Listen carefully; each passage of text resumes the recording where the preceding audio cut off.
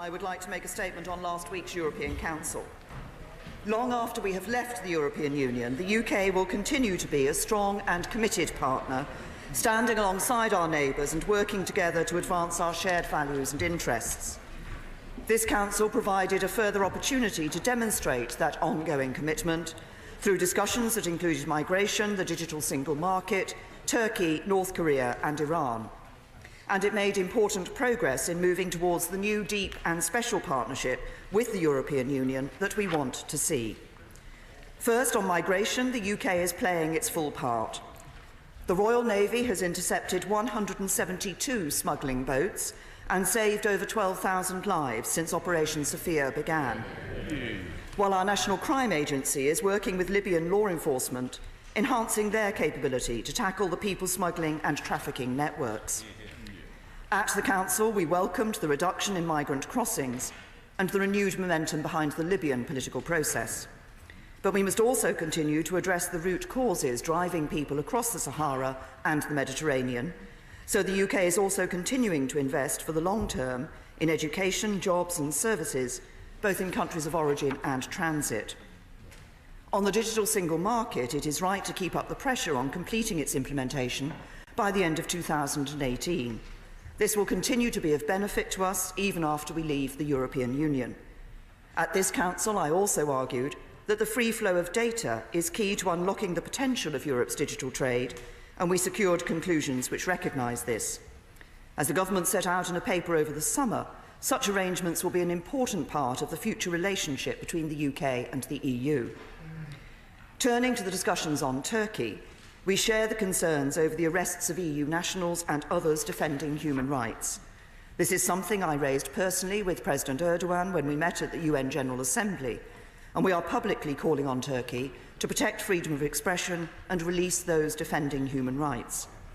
At the same time, I believe we must take a long-term view of the enduring importance of our relationship with Turkey, a vital partner in ensuring a secure and prosperous European neighbourhood.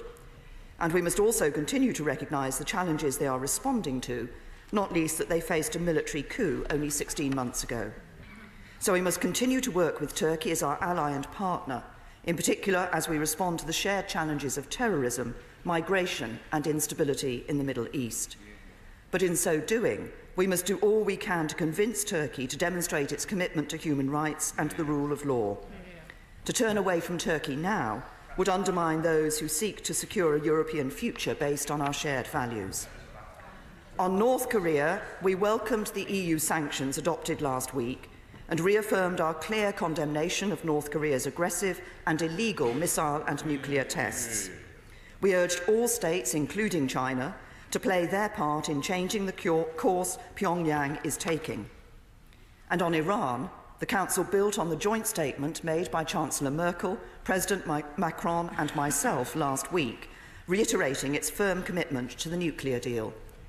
This deal was the culmination of 13 years of diplomacy and a major step towards ensuring that Iran's nuclear programme is not diverted for military purposes. That is vitally important for our shared security, and we are continuing to work particularly closely with our French and German allies on this crucial issue. Mr. Speaker, turning to our negotiations to leave the European Union, I shared the vision I set out in Florence for a creative and pragmatic approach to a new deep and special partnership between the United Kingdom and the European Union. A partnership based on the fundamental beliefs we share in democracy and the rule of law, but also in free trade, rigorous and fair competition, strong consumer rights and high regulatory standards. I've also been clear that the United Kingdom is unconditionally committed to maintaining Europe's security. Both sides have approached these talks with professionalism and a constructive spirit, and we should recognise what has been achieved to date. On citizens' rights, both sides share the same objective of safeguarding the rights of EU nationals living in the UK and UK nationals living in the EU. This has been my first priority from the very beginning of the negotiations, and it remains so. The negotiations are complicated and deeply technical, but in the end they are about people, and I'm determined that we will put people first. EU citizens make an extraordinary contribution to our national life, and we want them to stay. I know that EU member states also value the UK nationals living in their communities, and I want them to have their rights protected too. We are united on the key principles, and while there are a small number of issues that remain outstanding, we are in touching distance of a deal. This agreement will provide certainty about residence, healthcare, pensions and other benefits. It will mean that EU citizens who have paid into the UK system and UK nationals who have paid into the system of an EU 27 country can benefit from what they have put in. It will enable families who've built their lives together to stay together, and it will provide guarantees that the rights of those UK nationals currently living in the EU and EU citizens currently living in the UK will not diverge over time. We will also ensure that the implementation of the agreement we reach does not create complicated and bureaucratic hurdles. For example, I have said that applying for settled status will cost no more than a UK passport, and that people applying will no longer have to demonstrate comprehensive sickness insurance. We will also do everything possible to work closely with EU member states to ensure their processes are equally streamlined for British nationals living in their countries. We've also made significant progress on Northern Ireland, where it is absolutely imperative that joint work on the peace process is not affected in any way. The Belfast Agreement must be at the heart of our approach, and we have clearly agreed that the unique circumstances across the whole of the island of Ireland will require specific solutions. There will not be any physical infrastructure at the border, and we've also developed joint principles to ensure the continuation of the common travel area. These principles will fully preserve the rights of UK and Irish nationals to live, work and study across these islands and protect the associated rights to public services and social security. Mr. Speaker, this Council provided an opportunity to assess and reflect on how to make further progress in the negotiations. My speech in Florence made two important steps which have added a new impetus. First, I gave two clear commitments on the financial settlement that the UK will honour commitments we have made during the period of our membership, and that none of our EU partners should fear they will need to pay more or receive less over the remainder of the current budget plan as a result of our decision to leave. As the House would expect, we are going through our potential commitments line by line, and that detailed work continues. And second, I proposed a time-limited implementation period based on current terms, which is in the interest of both the UK and the EU. At this Council, the 27 member states responded by agreeing to start their preparations for moving negotiations onto trade and the future relationship we want to see. The Council conclusions call for work to continue with a view to being able to move to the second phase of the negotiations as soon as possible. And President Tusk, in his press conference, was clear that the EU's internal work will take account of proposals presented in the Florence speech, and indeed that this agreement to start preparatory discussions would not be possible without the new momentum given by that speech. So, Mr. Speaker, I am ambitious and positive about Britain's future and these negotiations.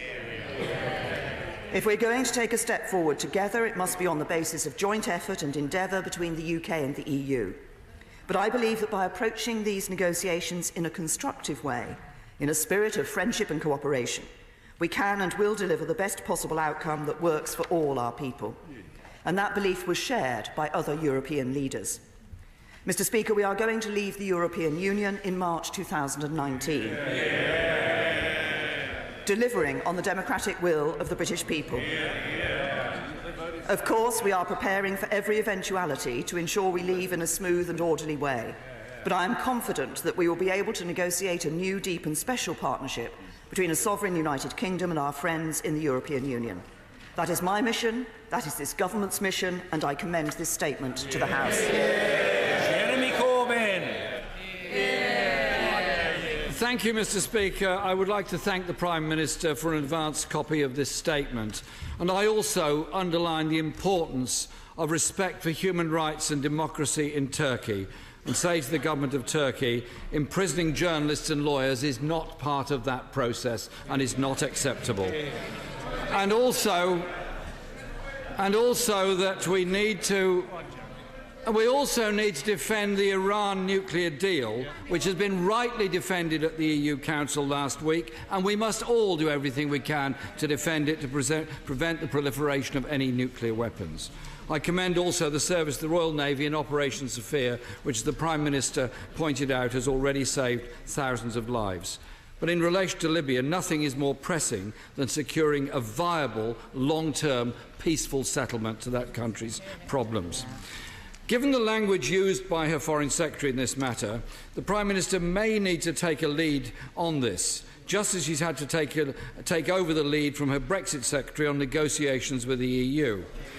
Mr. Speaker, I'm now beginning to feel a very worrying sense of Groundhog Day here. Every time she gives us an update on the progress of negotiations. Only 2 weeks ago, she told this House that her speech in Florence had put momentum into the Article 50 negotiations, and that an agreement on phase 1 of these talks was within touching distance. Well, here we are again, after another round of talks, and we're still no clearer as to when negotiations on Britain's future with our largest trading partner will actually begin, and still no clearer as to what exactly she has agreed to in phase 1 of these talks. Mr. Speaker, in what are the most crucial negotiations of our country's recent history, we're clearly stuck in an impasse. No real progress abroad and no progress at home, especially given the Prime Minister's withdrawal bill has been delayed to presumably allow the government whips to try and pull together the splits in her own party. Maybe she can shed some light on all of this confusion, a confusion that has only been escalated by members of her own government. For instance, the Home Secretary says no deal with the EU would be unthinkable. The Brexit Secretary still maintains no deal must be an option, while the Secretary of State for International Trade says that leaving without a deal would not be the Armageddon that some people project. Really? Does the Prime Minister believe an outcome that is not Armageddon might be setting the bar a bit too low? Mr. Speaker, the Prime Minister will also be aware that leaders of every major business organisation have written to her today urging clarity and quickly. Across the UK, businesses in every region and nation are clear they need a transition deal with the EU to be put in place as soon as possible so they can take investment decisions in order to protect jobs and investment in this country. I know the Prime Minister has talked about the need for an implementation period after we leave the EU, but she hasn't been clear about the terms and conditions of that. Can she tell us now what she means by accepting the same basic conditions in an implementation period? Surely this can only mean remaining within the single market and customs union for the transition period, as Labour has made clear. On EU citizens' rights, the Prime Minister says, again, an agreement is in reach. Can she tell us when the detail of that agreement will be ready to bring to this House? And more importantly, to all those people in this country and in the EU who are desperate to know what their future holds for them. This could have been dealt with 16 months ago. Instead, families are suffering anxiety, and some European Union citizens are deciding to leave, including nurses from our National Health Service. If that had been resolved, as it should have been, then hundreds of thousands of British nationals would also have the security they need. And will the Prime Minister tell us what will happen to this specific agreement on citizens' rights if her government fails to secure a final Brexit deal with the EU? Will the Prime Minister now do the right thing and guarantee the rights of citizens living in the UK regardless of the outcome of Article 50 negotiations? On the financial settlement, clearly some within the European Union need to stop briefing out astronomical and unacceptable numbers. But will the Prime Minister But will the Prime Minister confirm reports that she privately assured European leaders that Britain would pay more than the offer she'd previously made in her Florence speech? If this is the case, is she confident this would pass the red lines set out by the Foreign Secretary a few weeks ago? Mr. Speaker, the Prime Minister hails the progress she has made so far in these negotiations. The biggest battle the Prime Minister faces isn't so much with the 27 European states, the Chancellor so deftly described as the enemy. It's her battle to bring together the warring factions of her own cabinet and party. And the Prime Minister is too weak to do anything about it. The outcome of crashing out with no deal to become a deregulated tax haven, the dream of a powerful faction of her backbenches and her front benches, would be a nightmare for people's jobs and living standards. Labour's message is different and clear. Only Labour can negotiate a Brexit and deliver an economy. Order. The Prime Minister's statement was heard with courtesy, and so will the response be. No further discussion, no comment required. That's the situation. Jeremy Corbyn. Thank you, Mr. Speaker. I was making it clear. Labour's message is different and very clear indeed. Only Labour can negotiate a Brexit and deliver an economy that puts jobs and living standards first. And that's what we're ready to do. Thank you. Thank you, Mr. Speaker. First of all, can I welcome the comments that the Right Honourable Gentleman made on the Iran nuclear deal. I think it is important that across this House we agree that we should continue to support that deal. I also agree with him that, of course, what we want to see in Libya is a peaceful settlement that can enable that country to be stable and peaceful into the future. And I think it's important that we all support the work that is being done by the UN Special Envoy Salome in relation to this particular issue. He asked about the Brexit bill, about what I set out to the European Council was what I set out in my Florence speech and what I have just repeated in my statement. He talked about us making no real progress. Well, we haven't reached a final agreement, but it's going to happen. I'd have a degree of confidence that we'll be able to get to the point of sufficient progress by December.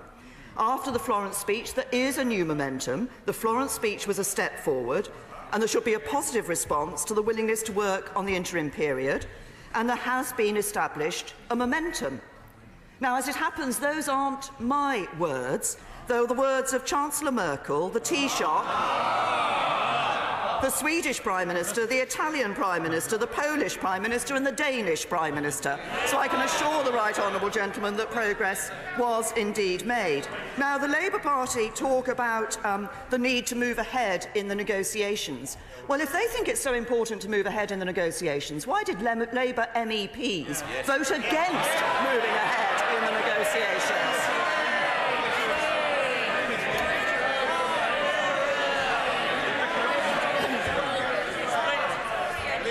And he talked about the withdrawal bill as if this was something that Labour were very eager to see before this House. If they're so eager about this bill, why did they vote against it at second reading?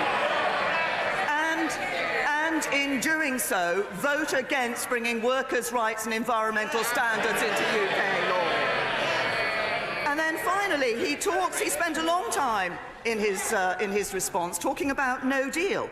Well, I can only assume that the Labour Party want to talk about no deal because they simply don't know what sort of deal they would want.